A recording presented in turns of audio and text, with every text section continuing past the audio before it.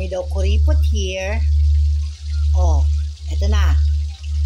I am cooking breakfast, lunch, dinner. Yan. Yan ang menu ngayon. At saka, yon. At, teka muna. Papakita ko lang. Ito. Yan. Ito ang gagawin kong soup. Tapos gagawin ko yun later para sa sisig. Or, I don't know, baka gawin kong kilawin na ano, baka lagyan ko lang siya ng suka. Ito yung pinakasabaw ngayon. I don't know kung lalagyan ko siya ng gulay.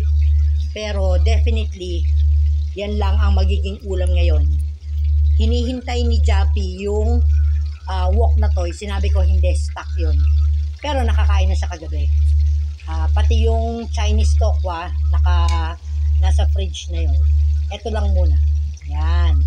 Mamaya, baka magluto na naman ako kasi meron na naman kaming pork na nakuha kahapon. So, I do not know kung anong lulutuin ko doon. O sige na. Bye guys!